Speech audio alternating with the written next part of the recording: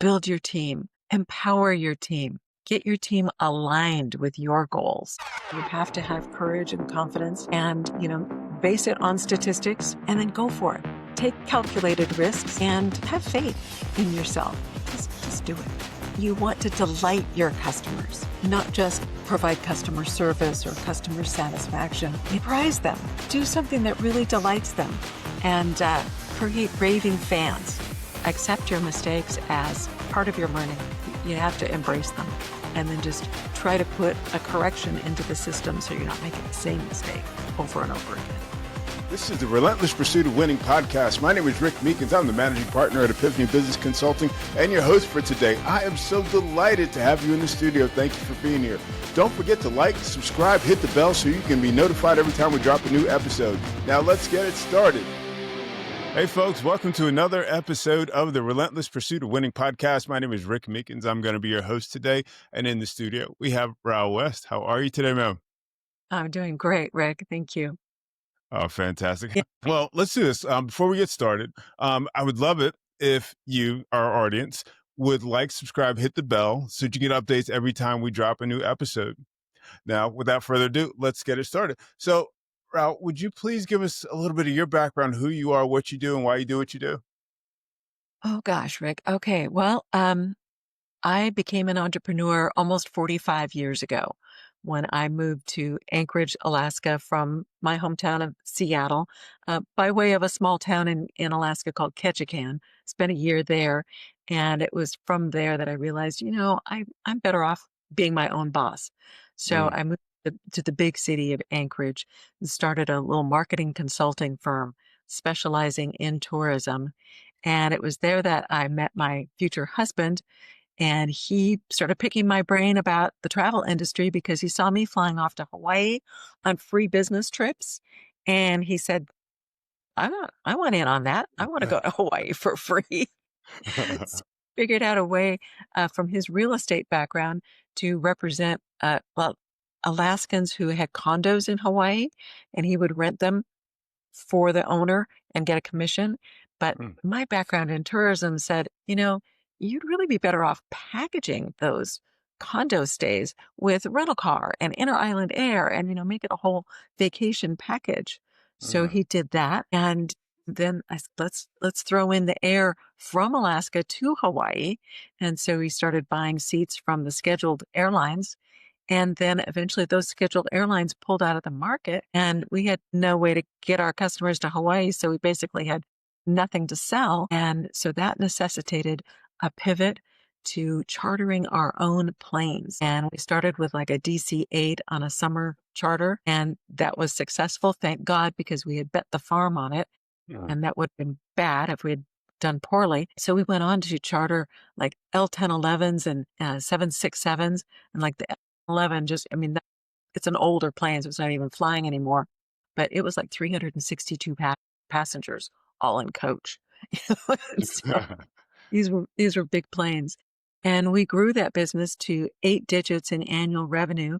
We had the business for 25 years. And eventually we sold it to Alaska Airlines. But in the meantime, we were the mom and pop, running every aspect of that business. And we were in it, day and night. And it was really overwhelming and exhausting and demanding. And we recognized that we couldn't continue living that way. We were eating dinner with our little young daughter at the office, fast food. And she would be watching videos or doing her homework. And I'm like, oh God, what kind of a life is this? This is terrible. So I started studying. I went to mentors, went back to college, took seminars, read books, did whatever I could to kind of figure out how do we run this business in a way that we don't have to be on hand all the time to call all the shots. And that process took us about 5 years, at least, to get everything set up so that we could step back and be the owners and not the operators of the business and let our chief operating officer and chief financial officer run the show for us. And they did a great job. So several years before the sale to Alaska Airlines, we were off enjoying our second home on Maui and our yacht and, living the dream. Nice. And so at this stage of my life, my mission is to share that information with entrepreneurs who are, as we were at that time, in the thick of it, in the weeds, up to their eyeballs in the details of operating their business. And I want to free them from that and give them a life that they can really enjoy and a successful business. Why not have both? Yeah, I love that. I absolutely love that. I think that's the thing. It's like we think about entrepreneurship, we think about freedom. We can do the things that we want to do, et cetera, et cetera. But we have to build companies that don't need us hand hand to mouth, like you were saying. So Yes. you're teaching entrepreneurs now.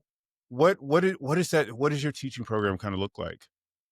Well, what I did when I started off just a little over 2 years ago was to comb my memory banks for what were the things that we did that really, really made the difference and made us super successful. Mhm. And I identified 6 principles that we had used. And these were the 6 principles that really, moved the needle for us. And they are 6 principles that are true for all businesses at any stage of the business, whether it's a startup or even large corporations can use these 6 principles as the basis, the foundation. I kind of call them my six-legged stool. Mhm. And I developed an organized to optimize framework around these 6 principles. I have an online course that I use to teach them. I think every entrepreneur needs to be familiar with these 6 principles. Cool, cool. Do you want to run through them real quick? Or if it's Sure. not real quick, you want to go in deep? It's up to you. Yeah. Well, I talk for hours about them, so I'll try to keep it short. Okay, all right. Principle number 1 is to develop systems. You have to have a standardized way of running your business in an efficient way. So you identify what are some of the processes that you can codify, write down, or record on a video somehow so that everybody on the team knows that this is how things have to be done and in this order. And in that process, you often will find ways to streamline your processes. Maybe use automation and technology to make it simpler and more efficient. So that's all about, looking at your systems and working on them so that you have a very smooth running business, like a well-oiled machine. And then the second principle is to measure and track your performance. Figure out what data points you really need to watch. Measure the data points that will really, move the needle. Because sometimes we get hung up on measuring something and it's not really going to make that much difference. Or if you measure the wrong thing, then your attention goes to where it's not needed. Getting a series of reports generated for you, whether it's weekly or monthly, quarterly or annually, and then using that data to make the decisions to run your business. Mm, We mm, found that we eventually had reports that we could receive wherever we were in the world and know what was happening with the business. And oh, some of them were daily reports. So we could keep tabs. Principle number 3 is to use leverage. Leverage is something that will save you time and find leverage. Like even having a mentor is good leverage, increasing your knowledge by using someone else's knowledge. mhm, Any get more with less, that's leverage. And using automation is a great form of leverage. Partnering with other businesses is a form of leverage. And delegating to your team is a great form of leverage too. Don't be doing everything yourself and just drop that idea that in order for it to be done right, I have to do it myself. mm, That shift that has to happen right away. You need to learn the art of delegating in order to do it successfully. So mm, that's principle number 3. And principle number 4 is pay attention to your company's culture. What is your culture? Do you have one that you've established intentionally, or did it just happen by accident? And oftentimes, if you let it happen by accident, it might not be the culture that you really want. And that's really going to make your business into the business that you want it to be. So be purposeful and intentional about your culture and communicate it to your team, to your customers, to your vendors, to the community. Make sure people know what you stand for, what are your values and principles, and how you guide your business. So okay. those principles 1 through 4. Principle number 5 is Team, build your team, empower your team, get your team aligned with your goals. I use the analogy of, being from Alaska, we have, dog sled teams. So picture dog sled teams where the dogs are harnessed in front of the sled, but they all take off in opposite directions. That sled doesn't go anywhere. It's a mess. Make sure that all of your dogs and all of your team moving in the same direction, and then your sled will move forward briskly.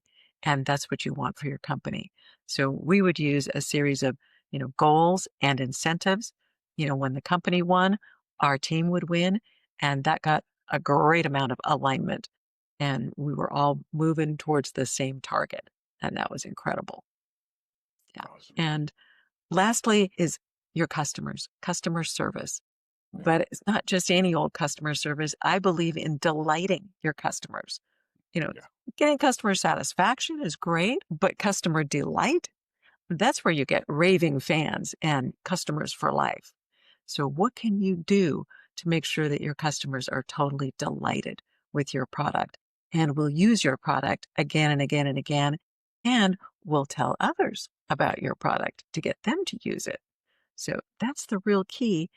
And another thing I remind people, businesses really without exception exist because of our customers. Hmm.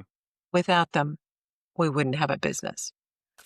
So why not make your customers number one and have everything revolve around what they want and serving them? Too many businesses, and I know the ones that I'm a customer of, a lot of them don't seem to like me or value me. And, I end up thanking them for providing me with their service. And I'm thinking, gee, maybe it ought to be the other way around. Maybe they really need to be thanking me for coming to their business. And I think that the world has gotten away from, putting a strong value on their customers. And we need to get back to that. Yeah, absolutely. You take Absolutely. all these 6 principles and you take them all together, and you have to pay attention to all of them, get them into place, and then you have to revisit them and reassess them time after time after time to make sure they're still working. Because, you need to tweak things. You set up a system, that system will work well for a while, and then, your business evolves and or some new technology comes along, and, you need to make changes. You need to grow. So you have to keep going back again and again and reworking these same principles. Yeah, yeah, that makes sense. That makes sense. Hey, I'm a systems guy myself. Do you want to can you dig into that a little bit more just to give our audience a little bit of a greater understanding of what you mean by systems? Okay, well, here's an example from one of my past businesses. So we operated jets between Alaska and Hawaii, carrying hundreds of passengers per plane. They were wide body jets. And the plane came from Honolulu, came to Anchorage, would make a turn in Anchorage and go back to Honolulu. Well, sometimes when it ended up in Anchorage, there, would be a little mechanical. A little light would come on in the cockpit or something, and it's like, uh-oh, we need to have this checked out. And if it wasn't something that could be fixed really quickly, and if the time dragged on, as I'm sure anybody who travels knows about these, lingering delays, rolling delays. And what would happen is that the FAA has a restriction on the number of hours that a flight attendant or a pilot can work without getting a rest period. So if they would go too long, then the 5.5 hour flight back to Honolulu, they could time out in the middle of the flight, and that wouldn't work for anybody. You want to make sure that you get all the way there before you have to end the flight because you're over the ocean. So we would have to have the plane sit in Anchorage until the flight crew could get their rest. And the rest period was like 8 or 10 hours, whatever the FAA mandated. So we would have all these passengers sitting around in the airport waiting to go to Hawaii. They want to go to Hawaii really badly. Bet. So we figured out a way just to make these delays easier. You can't make a delay a good thing ever. Nobody likes them. But Right. recognize that, gosh, there were mothers with little babies and they needed formula. They needed diapers. They hadn't planned on an extra 8 or 10 hours. So they needed to have these supplies. So we learned to stock these supplies in our office. And so when we had one of these delays, we'd have a team on standby, and we put it all in a manual, a delayed flight procedure manual. And the person at the airport who was the manager on duty for that flight would go to that manual and call the people that were on call that day. And those people would go to the office and pick up all these supplies. We'd have bottled water and formula and diapers and cash and vouchers, lists of hotels where we could accommodate people. If they didn't live in Anchorage, they needed to be put up in a hotel. And we would just, activate this and mobilize this team. And the delay would be less stressful. And the passengers would get that we cared about them, that we were trying to do everything that we could to make it easier for them. Now, again, you don't totally erase the inconvenience of a delay, but at least we were making it better. And that's an example of a system. So the system required, that we think through the processes and think through the steps and have a plan in action and have it in writing so that we could execute that plan when we needed to. So that's one example of a system. Okay, that makes sense. That makes sense. I love that story. I mean, that's one of those, those we didn't expect that to happen. Yeah. When it first happens, Yeah. and you realize you've got, X number of passengers, and as you said, babies and everything else that weren't planning on being there. That's amazing. So what you did is you figured out a way to, obviously you're delighting your customers, getting them from Anchorage to Hawaii, Yeah. and perhaps back again. I don't Yeah. know. I don't know if I'd want to come back, but I'm just saying. People don't. The guy, they don't need a passport, right? Yeah. So you moved towards delighting your customers, but you had to do that in a most difficult situation. How obviously it was intentional. So I'm thinking that, getting a hotel or whatever would have been kind of like the bare minimum. What kinds of did you do anything to really go out of your way to delight customers in that scenario, in those difficult scenarios? Well, like I said, just making sure that their needs were taken care of and that we made it simpler for them. Because I've been a passenger on delayed flights, and the airline, barely tells us what's going on, much less does anything for us. Or they give you a voucher. We found that giving a restaurant voucher didn't always work because our flights were late at night and the restaurants would be closed, that are at the airport. So then we just resorted to, okay, we're just going to hand out cash, so that they can choose whatever restaurant they want to go to, and just, try to cut through the difficulties and make things easier for them as best we could. And, there were times delighting our customers in those days. We did things like taking a band and hula dancers to the airport to send them off. This was when we could still get out to the gates before all the TSA got shut everything down. But we would have, an aloha atmosphere at the airport so they could feel like they were starting their vacation before they even got on the flight. And Amazing. that just did a lot of things to just set the mood for their trip. Yeah, things like So that. And speaking of systems, the other thing that we did was that we spent several $100,000 to develop an online reservation system because our customers had, in those days, had to call us to make a booking. It was before most things were online, and the hold times would be, lengthy, and we were getting a lot of complaints. We were not delighting our customers in those days. And so we realized that, okay, we need to invest in technology. And there was no system out there. We couldn't just go to a store and say, give me an online reservation system. So we had to hire a software company to develop it for us. They had to write the program for us. And it took like 2 years. And like I said, a few $100,000. And we got that in place. And as soon as we did, then bookings could come in 24/7. People didn't have to call us. They didn't have to come to the office and stand in line and wait for a reservations agent. And, our business became so much easier to work with. They loved us. And it became a lot less expensive for us because we didn't have to hire as many reservations agents. So that's the way that you can use a system and delight your customers. So yeah, you have to think about what can you do differently than the way you're doing it right now? How can you be more efficient and more responsive to what your customers want? yeah, yeah. And how did your team? like work with this? Because your team is on the ground. They're interacting with the customers. They're on the phones, et cetera, et cetera. And the communication is coming back to you. So I imagine to some degree you had to empower them to be able to make decisions. And is that right? So Absolutely. this is part of your culture. Is that right? Yes, we had some guiding principles for our culture. We called them our work ethic, but that work was spelled WERQ. Now, the W stood for win win, and the E stood for efficiency. The R was responsibility, take responsibility. And the Q was quality.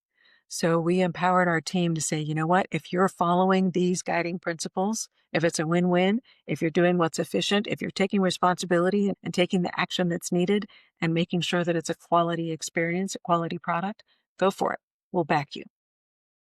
So we allowed them to make decisions if they followed our guidelines. Yeah. And this whole delayed flight system actually did not come from my husband or me. That we had a system in place, but it was our team that said, it would be really nice if we had formula and diapers, and it would be really nice if we had water. And so we said, great, do it. So yeah, we were all about taking suggestions because like you said, they were on the ground, they were on the front line.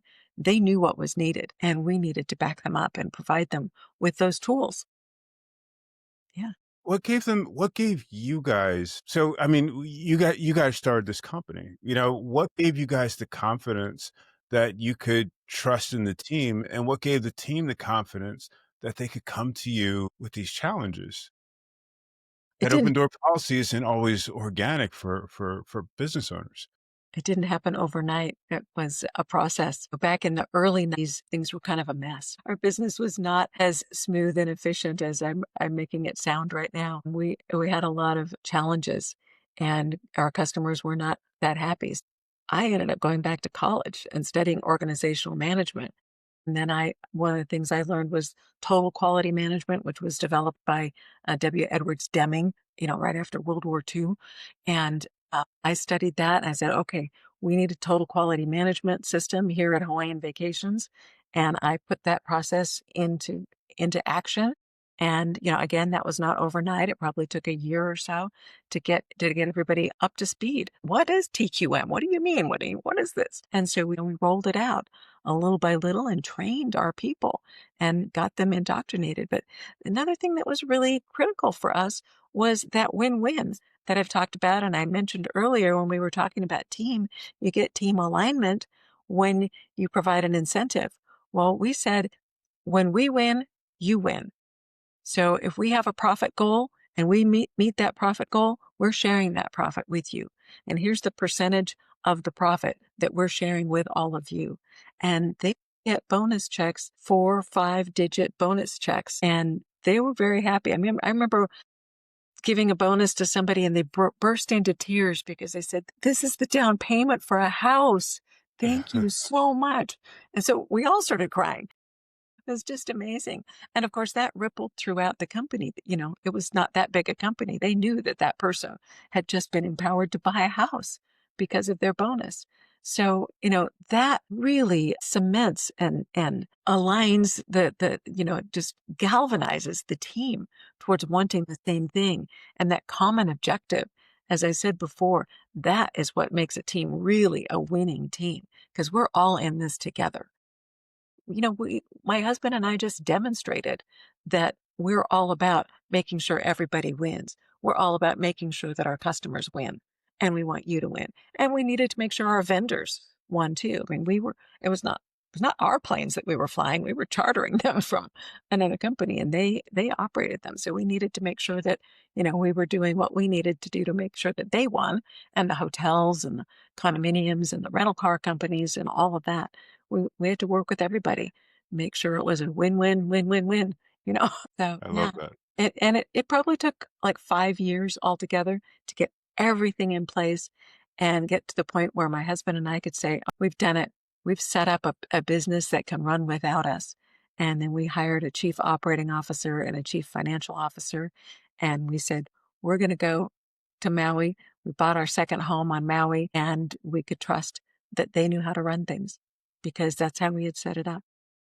That's beautiful. That's beautiful. I love that. I love that you said it took 5 years. The other thing that I'm curious about, it's you had a culture shift, Mm, a rather significant culture shift. And we know that, it takes more than money to change a culture. Talk to us about that change. absolutely. Well, we had to change our mindsets because I tell you, before I started studying all this stuff, I must admit that I think we were more motivated by the almighty buck.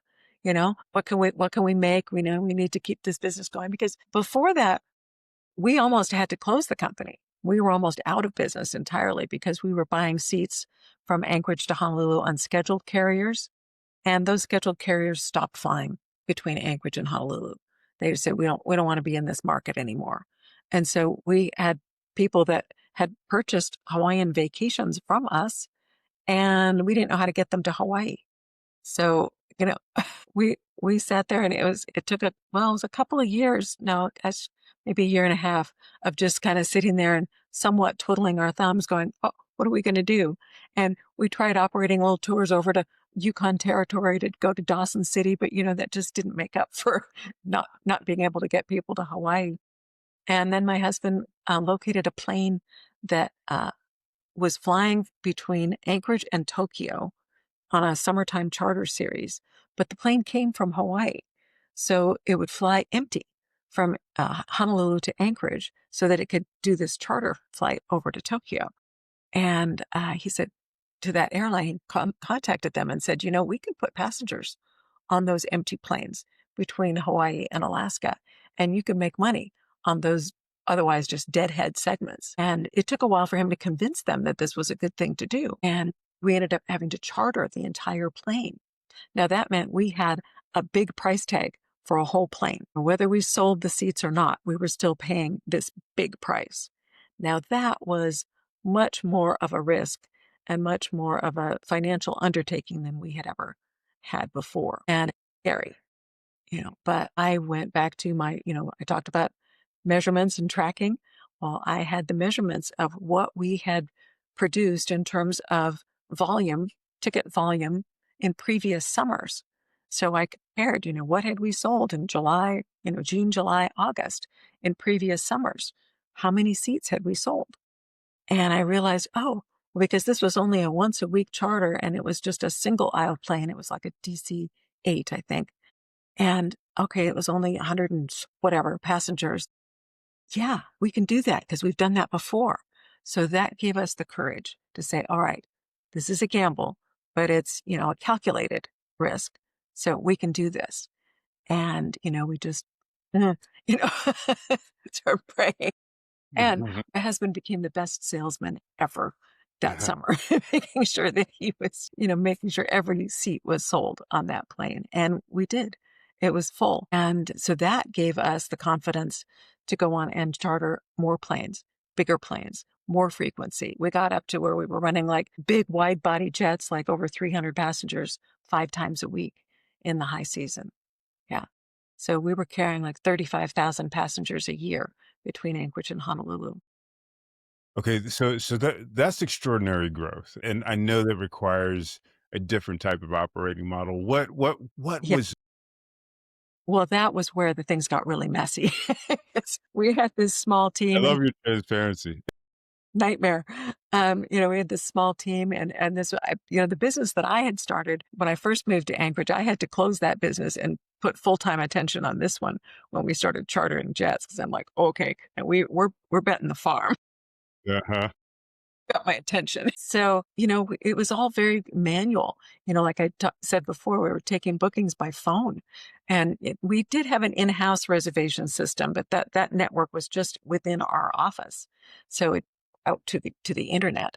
And so we had systems and stuff, but I remember a day that we were hiring a new res agent because, phones were ringing and we didn't have enough people to answer them. And I hired this gal and I said, there's the phone, go answer it. That was my training. That was messy. Well, what do I say? And I just kind of threw stuff at her.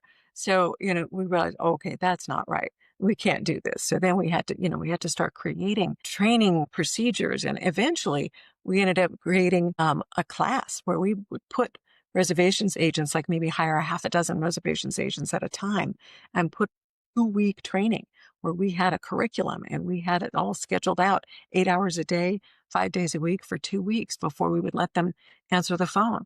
And this is where we figured out, okay, we have to be better at serving our customers than just having somebody pick up the phone and say hello. So it was all, one step at a time, one kind of ugly step at a time, and learning bit by bit how to create a system. Because I think in those days I didn't know what a system was. We did stuff. But in those years between going to college and we're also working with our mentors, Robert Kiyosaki was one of our mentors, and he said, "Get this book, The E-Myth by Michael Gerber, read it." And we did that day. And it was like, oh, damn. Okay. This is what we have to do. We got aggressive. We were meeting up with him in Hawaii, and we flew back to Anchorage and said, all right, team, this is what we got to do. This book is telling us how to set up these systems. And so we would act what we were learning. So that was the key. It's not just read it in a book and, oh yeah, that's a great idea, but you actually take action, use that idea, put it into play. That brings up another question. I mean, you brought in the TQM system to your organization. And thinking from a resource perspective, you're still running the company, you're still doing the day to day, and you're training your team. How did that work? How did you actually implement that? Well, for one thing, we were exhausted. We were, you know, we were trying to have a second child and it didn't happen. You know, we didn't have time for that. The doctor said you have to do certain things. And I went, oh no, I don't have time for that. We did eventually have a second child, but it was like, a while later Yeah. after we've gotten systems into place. But yeah, so it just, you get these ideas and you have to figure out, okay, how do we implement them? How do we execute them? So Mhm. it's not as simple, make it sound simple as like, oh, you get an idea and just execute it. Well, you have to figure out how to make that particular idea work in your business. And so sometimes, sometimes it was messy. Sometimes we would have, fits and starts. And it's like, okay, we try this. And okay, well, that's not working too well. Okay, let's adjust. Let's, make a correction over here. It's sort of like, when if you have a sailboat, for example, and you've got a point A to point B trip in mind, well, sailboats don't go in a straight line. They tack back and forth. And so we were doing a lot of that. We were tacking back and forth, correcting, correcting, correcting. And, certain things would go well for a while and then something would, break somewhere in the chain. There'd be a break. So it's, okay, what just went wrong? And we learned one of the things Robert Kiyosaki said is that when something goes wrong, look to the system. Don't look at the person. Don't blame the person. Figure out what happened with the system. So we learned to do that, and our team appreciated that because we weren't like chewing them out for what the hell. So yeah, so they would cooperate with us. We were a team. We were part of the team, and say, okay, how do we make this better? What should we do? And we got their input, and that, of course, is an empowerment too, and gets the team even more aligned and excited because they realize that they were part of it. They weren't just taking orders. And if you want to stay in charge of your business and if you want to stay hip deep in the day-to-day details, keep just giving orders and don't let them think for themselves. That's how to maintain that kind of chaos and stress on your life. Oh yeah. Oh yeah. Oh yeah. Not to mention the turnover and dissatisfaction and all that good stuff that goes with that. Yeah. Talking about culture. So this was an incredible journey that you took, and in hindsight, I imagine the education that you received during this journey was irreplaceable. I mean, it's not, and it's beyond an MBA. It's right. Are there regrets that you have? Oh, sure, sure. We made mistakes. I can't think of all of them now, but there were plenty. And there were times that we would try to expand our operation. We tried flying to Spokane or flying from Spokane and Boise to Hawaii, and well, those markets just didn't receive us that well. And so we made a go of it, and then okay, they're not buying it, so we'll we'll stop. So just, things that you try, you bet. There's all kinds of things along the way. And, hiring is always a guessing game. I have so many people say, oh, you just have to find the right people. Yes, to a certain extent, that is true. I mean, there's, good people and bad people, I suppose. And there's also people with certain talents that, you want to find the right talents. And so we got better and better at screening for the kind of people that would be successful in our kind of culture. And then we had a little motto that John and I would say, well, let's just fire them before we hire them, which means yeah, you would just lay it out for them. Okay, this is the kind of company we have, and this is our culture. This is what will fly, pardon the pun, and this is what doesn't. And if you can't live with these kind of rules and with this kind of expectation, don't join this firm. And sometimes people would join the company, and then they would eventually like deselect themselves, usually, because they just couldn't keep up because it was a paced business, but it was fun. It was a really fun business. And when we won, we didn't just hand out checks. We would celebrate. We would have huge parties. I mean, we would rent limousines and take everybody to a five-star restaurant out of town a ways. And everybody would get all dressed up. And when we'd take weekend trips, in fact, one of the weekend trips was we took everybody to Las Vegas for the night. So yeah, it was a great time. And the mistakes, one of the best lessons that anyone can learn is to accept your mistakes as part of your learning.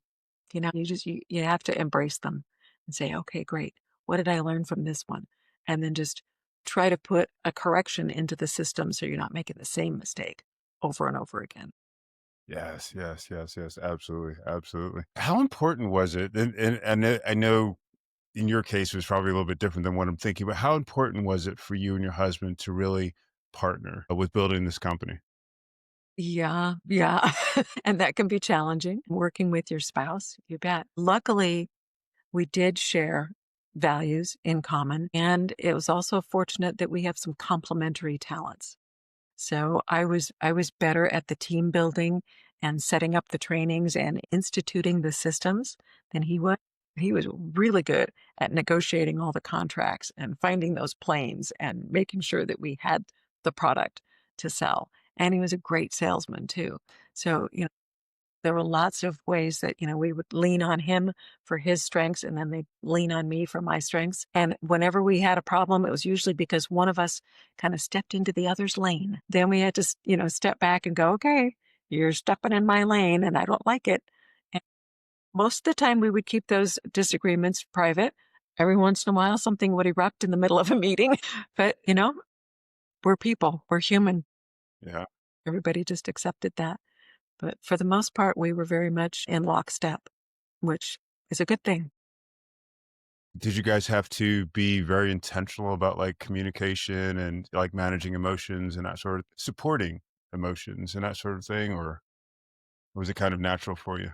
Looking back, it would have been really good to be more intentional about some of that stuff. I think we know a lot more now than we did when we were in it. But I think, yes, you have to learn how to communicate. And we used tools like we get this personalysis thing, learning about our personalities and how we can work together. And we brought people in to, teach us the whole team, how to work together. How do everybody's unique personalities fit in this? How do we communicate with each other? So yeah, there's lots of things that you can learn along the way to smooth things out and make sure that you're saying things in a way that the other person will understand because everybody's got a little different style of listening versus speaking. So yeah, there's so many things to learn. Yeah, you don't get this stuff in a college class. I don't care how good it is. Whatever MBA program you're in, you don't get this. 100%, 100%. One of my favorite books was The Hard Thing About Hard Things. And this is a software the CEO of a software company, and he's building like this multi-million dollar company. He's talking about this $1 million payment he had to make, by the end of the day, et cetera, et Oh, cetera. It's oh just like, yeah. you know what? That's the truth. That's the stuff that we go through. And the cool thing about it is, your story, my story, his story. I mean, it's like we kept going. even though things got hard, even though we didn't know how we were going to people from Anchorage to Hawaii. That's Yeah. scary. Yeah, and then there was the time that the airline that we were working with was grounded by the FAA, and we had people in Hawaii that needed to get back, and we're like, "Uh-oh, now what do we do?" And it's just I mean, when the FAA grounds you, you don't get, like, notice. You don't have, like, a week to figure things out. It's like, that plane is not going anywhere right now. And, okay, how many people do we have in Hawaii right now that need to come back? And this is where my husband's talents came in handy, and he got on the phone to another airline and had to grovel and say, I need your plane." And, we had to pay through the nose for that plane, but we were going to do it because that was the R in our WERQ. We had to take responsibility. So we were responsible for getting those people back to Alaska, and we were going to pay whatever it took to get them back. And we did. And in fact, we took care of other passengers that same carrier had stranded other passengers that weren't part of our business at all, but we got them out too, so yeah. Mm. Beautiful. You make it sound like it's just like, oh well, we just had to. I know it was hard. I I get mean, it. little heart attacks happening. I get it. And then at Absolutely, the end of the day, absolutely. where's the wine? Okay, so you and your husband moved to Hawaii, or you bought a house in Hawaii. What's That the was end of what's the end of the story? I mean, you've told this story about this business that you guys built, and what's the end if well, there isn't? we sold the business to Alaska Airlines in almost 18 years ago, because Alaska Airlines was moving towards being in the Hawaii market, and we could see that coming, because that's another one of our secrets to success in business is keep your eye on the horizon at all times, because you know what is going to be out there that you don't have any control over. So we were watching the industry and knew that Alaska Airlines was positioning themselves to enter the Hawaii market. We knew they'd start on the West Coast, but that eventually they'd come to Anchorage. So we said, now we've already competed against Hawaiian and Northwest, and we did well, but Alaska is maybe a different animal. So maybe this is a good time to sell. So we hired an investment banking firm, and with them, we put together a package and presented an offer or a proposal to Alaska Airlines that they buy us, because they could win the market from us or they could buy us. So which would be more expensive?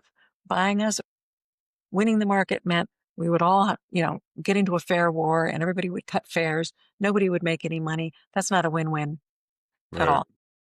right, Because we had done such a good job of, by that time, really securing the customer loyalty in our market. The Alaskans loved us. And, we were able to compete against big airlines and win. So Alaska Airlines knew that. And it was public knowledge. And, the Department of Transportation can give them the statistics as to how many people were flying on our planes in and out of Anchorage. So they knew what kind of volume we were doing. So it didn't take that much for them to figure out, okay, that would be a difficult one to win that market. And we had a very solid place in the community. We were very supportive of our community. We were very generous with nonprofits in the community all over Alaska. And so we had a lot of support, a lot of loyalty. And Alaska would have to compete against that too. So in the end, of course, they decided, yes, it would be cheaper to buy us. And so we made a deal with them. It took 2 years to negotiate and structure and, get that deal finalized. And so that was, like I said, almost 18 years ago. And that would have been the perfect time for us to just, retire and enjoy our yacht and our home in Hawaii and travel around the world. But no, we found out about some small cruise ships that were bank owned in Seattle that were just sitting at a dock rotting. And we loved cruising in Alaska on our own yacht. And we thought, geez, these little ships would be perfect for doing a particular kind of cruising in Alaska that wasn't offered in those days, where you just leave from a port, a city, and just go out into the wilderness and play on your kayak and hike and do all these fun things. And just, when the whales were around, you just hang out with the whales and let them spout all around you. This would be a great product. So we eventually bought those 2 ships. It's kind of a long story, which I won't go into. We bought those 2 ships, and then another cruise line went bankrupt, and we bought 3 ships out of that bankruptcy and put money into the ships to fix them up because they were a little tired and run. And so we made them pretty again for the passengers, found a cruise line who would operate them for us. So we didn't have to worry about operating them or marketing them or anything. We just put the money into them and then leased them and just, collected the lease payments every month. Nice. Very beautiful. We did that for about 10 or 12 years. Very nice. Very nice. This has been fun, but we are out of time, believe it or not. Tell me something. If you could leave our audience with something amazing to walk away with, what would that be? Hmm.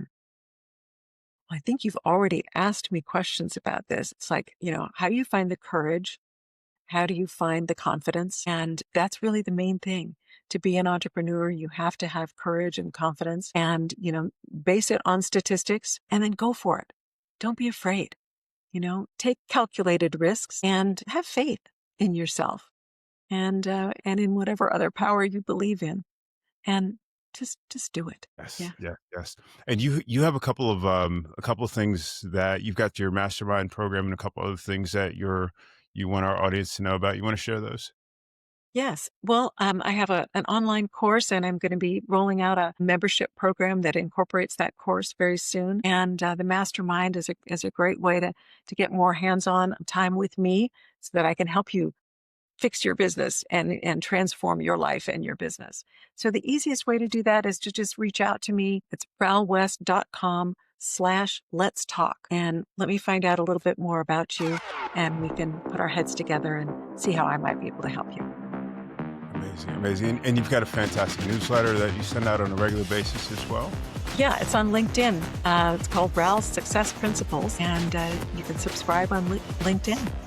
Yeah, and I've got a YouTube channel too. I didn't realize that. Okay, I'll have to check that out.